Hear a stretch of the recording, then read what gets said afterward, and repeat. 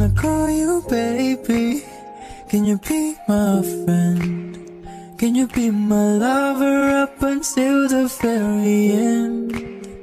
Let me show you love, no don't pretend.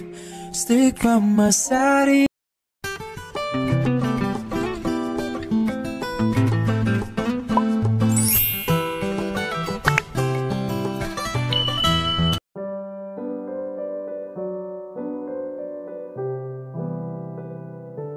Assalamualaikum, selamat datang kembali di channel Husna. Halo teman-teman, halo semua. Di video kali ini saya mau share lagi rutinitasku di rumah ketika sore hari hingga malam hari. Jadi kalau kalian pengen tahu saya ngapain aja di rumah, pastikan kalian tonton video ini sampai selesai. Saat ini pukul 5.30 sore teman-teman, atau setengah 6 sore. Nah, saya ini lagi pungutin jemuran. Alhamdulillah hari ini mataharinya terik, jadi jemuranku pada kering semua. Alhamdulillah. Nah, ini saya mau masukin dulu ke dalam rumah.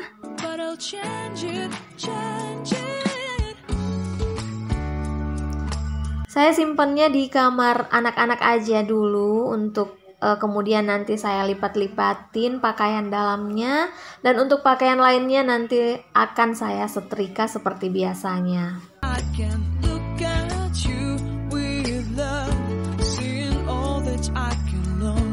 Nah, sekarang saya mau nyalain dulu lampu-lampu di rumah. Berhubung ini sudah maghrib teman-teman, sudah radio masjid itu sudah ngaji, dan saya juga mau tutup-tutupin gorden. Kemudian saya mau pindahin jemurannya dulu ke tempat semula biar nggak terlalu kelihatan full ya di tamannya, biar legaan gitu.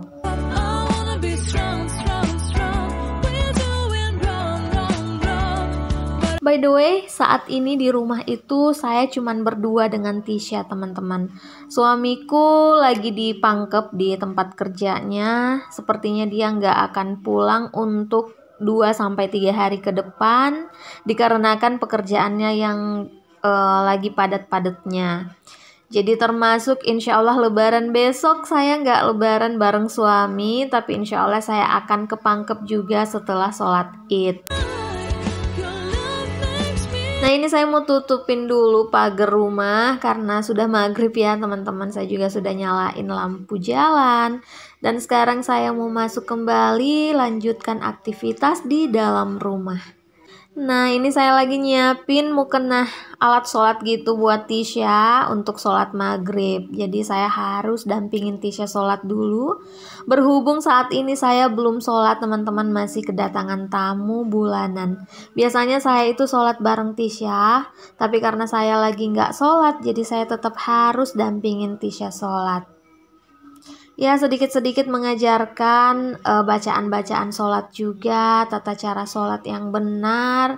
Selain diajarkan di sekolah, di rumah juga harus diterapkan agar Tisha itu gampang ngingetnya, gak mudah lupa pelajaran-pelajaran yang diajarkan di sekolahnya.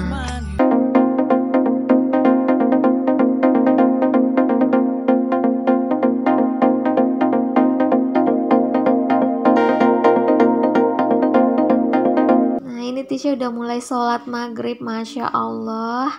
Semoga seterusnya Tisha itu rajin ya sholatnya teman-teman, karena memang itu sudah kewajiban kita sebagai seorang muslim.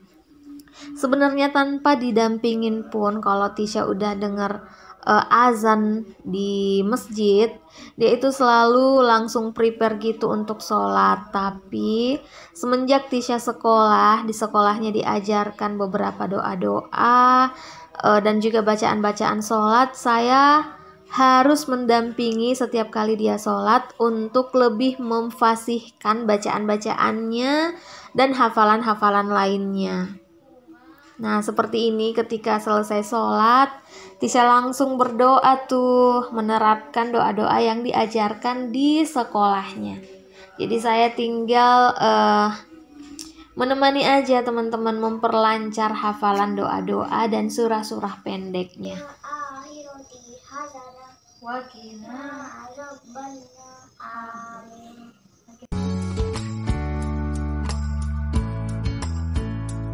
Alhamdulillah Tisha udah selesai sholat maghrib nih teman-teman, dan dia nggak mau dibantuin untuk merapihkan alat sholatnya. Karena memang sih setiap harinya Tisha itu sudah saya ajarkan untuk merapihkan sendiri apapun yang habis dia gunakan, termasuk alat sholat ini. Dan juga termasuk merapihkan tempat tidur, teman-teman, itu adalah tugas Tisha setiap pagi. Setelah bangun tidur dia wajib untuk membereskan atau merapihkan tempat tidur kami. Jadi sedikit demi sedikit saya itu sudah mengajarkan Tisha bagaimana cara melakukan suatu pekerjaan itu dengan rapih dan juga dengan hati yang ikhlas tentunya. Oke, setelah sholat maghrib Tisha lapar dan sekarang minta makan. Nah, ini saya mau siapin dulu buat makannya Tisha. Jadi ini suasana di rumah itu sepi banget karena kita cuman berdua aja. Jadi nggak ada aktivitas yang bikin rame gitu. Biasanya kalau ada ayahnya, suaranya Tisha itu lebih rame teman-teman, karena bisa main bareng ayahnya, bisa seru-seruan gitu, ketawa ketiwi, ataupun narsis-narsis seperti biasanya. Tapi karena ayahnya nggak ada, jadi suasana itu hening banget terasa. Jadi kalau misalnya ayahnya di rumah, ayahnya itu jadi bahan bulian kami, entah itu Tisha yang bully ataupun saya teman-teman. Ya sekedar seru-seruan aja teman-teman, karena kami berdua, saya dan Tisha itu paling happy, paling ketawa banget ketika melihat ayahnya itu di apa-apain gitu, dizolimi dalam tanda kutip ya teman-teman. Entah itu kita make upin, entah itu dijadiin apa-apa gitu, dihijabin, ya pokoknya itu just for fun aja teman-teman, karena begitulah cara kami menikmati waktu kebersamaan ketika berada di rumah. Biar suasananya juga itu bisa lebih cair, bisa lebih hangat, nggak melulu harus ngobrol pembahasan-pembahasan berat tentang masa depan.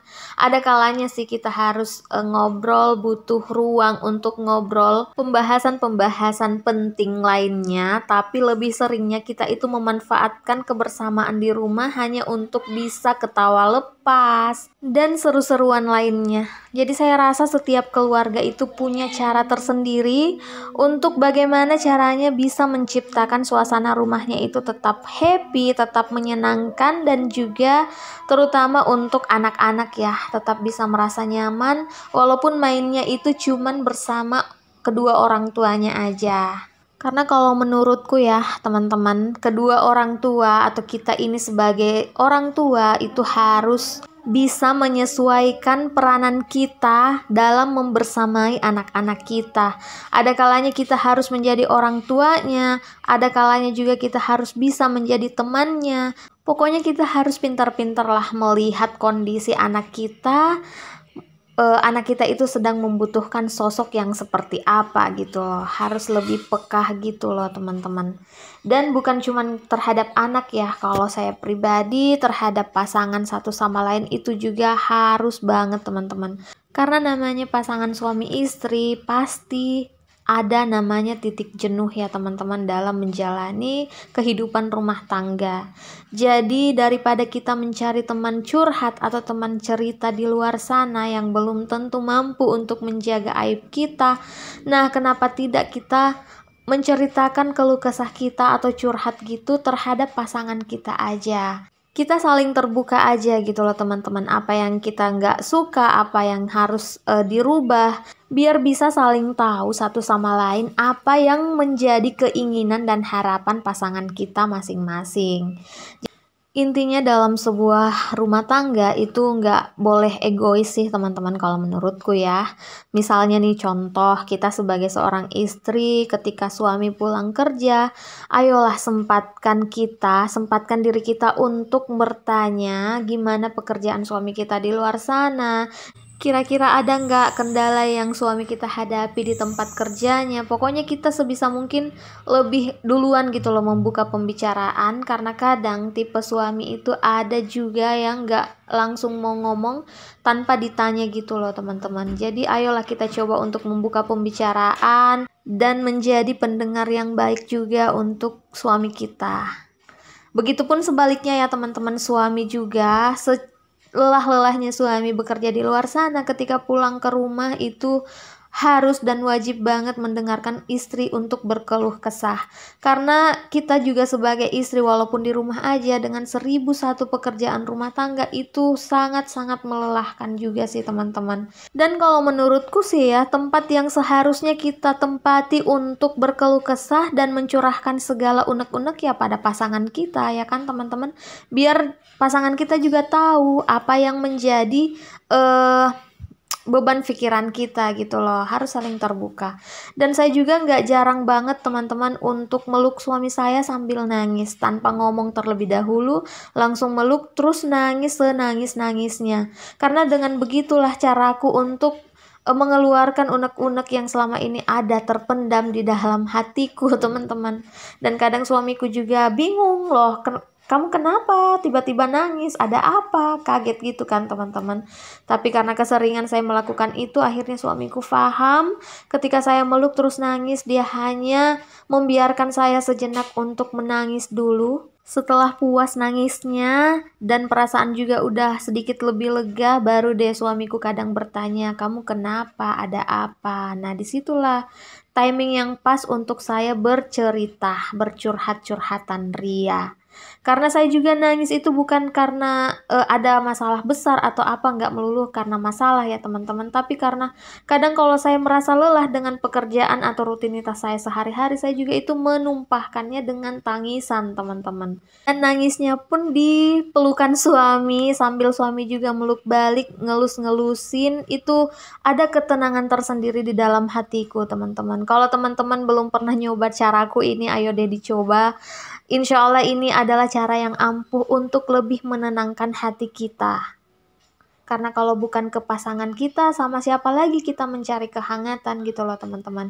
Karena teman-teman saya ini tipe orang yang gak bisa untuk bercerita masalah apapun itu, termasuk masalah rumah tanggaku, ke orang tuaku teman-teman. Walaupun saya dekat dengan ibuku, gak semua permasalahan yang saya alami atau saya hadapi itu saya cerita ke orang tuaku, terutama ibuku. Jadi kalaupun ada masalah yang terjadi di dalam rumah tanggaku, itu sebisa mungkin untuk saya nggak cerita keluar gitu loh teman-teman. Karena sudah kodratnya istri itu adalah pakaian bagi suaminya. Jadi sudah seharusnya kita menjaga aib rumah tangga kita dengan rapat-rapat. Pernah ada netizen yang berkata kalau harmonis keluargaku itu hanya di depan kamera aja. Jadi saya nggak mau juga terlalu menanggapi seperti apa, karena yang merasakan dan menjalanikan saya, orang hanya bisa menilai apa yang mereka lihat gitu loh. Jadi saya nggak mau ambil pusing apapun kata orang-orang di luar sana tentang keluarga saya. Yang pastinya saya sangat bersyukur dianugerahi keluarga seperti saat ini. Saya sangat bahagia menjalani hari-hari dalam kehidupan rumah tanggaku. Ya Allah, dari tadi saya chit-chat terus ya teman-teman, ini sambil beberes dapur juga, rutinitas malam hari saya sebelum tidur. Jadi ini wajib banget saya lakuin teman-teman, agar besok paginya ketika bangun mata itu menjadi cerah ketika melihat dapurnya kinclong. Sambil beberes juga saya mau ucapin terima kasih banyak buat teman-teman yang udah ngeklik dan tonton video ini. Dan buat teman-teman yang baru mampir di channel ini, halo, perkenalkan namaku Husna. Saya adalah seorang ibu rumah tangga. Dan buat kalian yang belum subscribe, ayo dong di subscribe dulu dan tekan tombol loncengnya agar kalian gak ketinggalan notifikasi video-video terbaru dari saya. Insya Allah besok itu adalah Hari Raya Idul Adha ya teman-teman untuk umat muslim. Dan ngomong-ngomong, sudah sejauh mana nih persiapan kalian dalam menyambut Lebaran Idul Adha? Adakah teman-teman yang menjalankan puasa Arafah hari ini? Semoga puasanya dilancarkan ya teman-teman untuk teman-teman yang menjalankannya. Dan semoga mendapat syafaat dari puasa Arafah tersebut. Sesuai dengan janji Allah, barang siapa yang menjalankan puasa Arafah, dia akan dihapuskan dosa-dosanya setahun yang lalu dan setahun yang akan datang, insya Allah. Kalau saya dalam menyambut Lebaran Idul Adha besok nggak ada persiapan apapun teman-teman, mulai dari makanan nggak ada sama sekali, saya nggak masak-masak apapun, nggak ada kue-kuean di dalam toples juga, karena rencananya besok sehabis sholat Id saya mau on the way ke Pangkep, ke rumah mertua. Nah, kita akan berkumpul di sana bersama keluarga suamiku.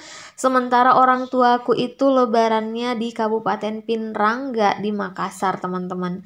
Jadi untuk lebaran Idul Adha kali ini kita masing-masing punya planning tersendiri. Insya Allah sehabis lebaran setelah orang tuaku kembali lagi ke Makassar, baru deh saya berkunjung ke rumah orang tuaku untuk bersilaturahim. Biasanya sih ya kalau lebaran Idul Adha gini atau Idul Kurban itu jarang ada yang masak-masak sehari sebelum lebaran. Biasanya itu kita masak-masak setelah lebaran, setelah mendapat jatah daging kurban ya teman-teman. Ada nggak sih yang seperti itu? Karena tamu-tamu yang berdatangan juga itu nggak serame lebaran Idul Fitri. Jadi kadang setelah Idul Adha beberapa hari setelahnya baru deh kita adain open house, masak-masak gitu, sekalian berjumpa-jumpa dan berkumpul bersama keluarga ataupun kerabat lainnya. Berhubung kondisi negara kita masih belum kondusif dari virus corona, terutama di beberapa wilayah di Indonesia, masih sangat tinggi angka pasien yang terpapar virus COVID-19 ini. Jadi saya cuma mau ngingetin nih buat teman-teman saudara-saudari semuslim yang menjalankan sholat id dan juga bersilaturahmi di hari lebaran, tetap patuhi protokol kesehatan, tetap menggunakan masker, sering-sering mencuci tangan dan jauhi kerumunan demi kesehatan kita semua. Karena harapan Indonesia untuk bisa terlepas dari virus corona ini dapat tercapai ketika masyarakat Indonesia mau menerapkan dan menjalankan peraturan yang berlaku. Alhamdulillah beres-beres area dapur udah selesai dan ini dia tampilan dapurku ketika di malam hari sehabis beberes. Alhamdulillah sedikit lebih rapi, jadi saya pun bisa tidur lebih nyenyak insya Allah. Oh iya teman-teman, saya juga mau minta maaf nih karena ada beberapa komentar-komentar kalian di video-video saya yang sebelumnya itu belum sempat saya balas satu persatu dikarenakan kesibukan saya yang ada aja setiap harinya. Jadi mohon maaf ya teman-teman, insya Allah saya akan balas di lain waktu. Baiklah teman-teman, sekian dulu videoku untuk hari ini. Semoga video kali ini ada manfaat yang bisa kalian ambil. Kalau kalian suka jangan lupa di like, jangan lupa di subscribe juga. Dan selamat Hari Raya Idul Adha buat teman-teman yang merayakannya. And see you on my next video. Bye!